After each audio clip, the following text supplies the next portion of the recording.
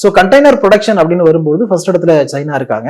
301 மில்லியனுக்கு மேல இருக்கிறாங்க. அதை வந்து TEUன்னு சொல்லுவாங்க. அதாவது TEU அப்படின்னா 20 TEU அப்படின்னு சொல்லுவாங்க. TEUனா 20 feet equivalent unit அப்படிங்கிறது. அதாவது ஒரு கண்டெய்னர் பாக்ஸ் இருக்கு இல்லையா, அதனுடைய லெங்த் வித் எல்லாத்தையும் சேர்த்து சொல்றதுதான் இது. இதுல ஃபர்ஸ்ட் இடத்துல சீனா இருக்கு, ரெண்டாவது அமெரிக்கா இருக்கிறாங்க. அமெரிக்காவுடைய வால்யூம் பாத்தீங்கன்னா 62 மில்லியன் ஒரு வருஷத்துக்கு ப்ரொடக்ஷன் பண்றாங்க. அடுத்தது Singapore, south Korea, Malaysia, Japan இந்த கண்ட்ரிஸ் எல்லாம் வருது. அதாவது டாப் 5ல இந்த கண்ட்ரிஸ் தான் இருக்கு. ஸோ இந்தியாவுடைய ரேங்க் வந்து 15க்கு மேல தான் இருக்கு. இப்போ இந்தியன் கவர்மெண்ட் என்ன பண்றாங்கன்னா, இதுக்கு வந்து இந்த ரீசன்ட் பட்ஜெட்ல 10,000 crore ஒதுக்குறதா சொல்லியிருக்காங்க. அதாவது இந்தியாவுடைய லாஜிஸ்டிக்ஸ் பிசினஸ் வந்து நம்ம மேல கொண்டு போகணும் அப்படின்னா இந்த கண்டெய்னர் ப்ரொடக்ஷனுக்கு சப்போர்ட் பண்ணணும் அப்படிங்கிறதுக்காக ஒரு 10,000 crore ஒதுக்குறோம்னு சொல்லியிருக்காங்க. இந்த 10,000 crore ஒதுக்குறதுனால இது வந்து இந்த கண்டெய்னர் பிசினஸ்ல இருக்கக்கூடிய கம்பெனிஸ்க்கு பெரிய சப்போர்ட்டிவா இருக்கும். அப்படி சப்போர்ட்டிவா இருக்கிறதுனால கண்டெய்னர் பிசினஸ்ல இருக்கிற கம்பெனிஸ்ல நாம இன்வெஸ்ட் பண்ணோம் அப்படின்னா ஃபியூச்சர்ல நமக்கு நல்ல ரிட்டர்ன் கிடைக்கிறது வாய்ப்புகள் இருக்கா அப்படிங்கறத நம்ம தேடி பார்க்கலாம்.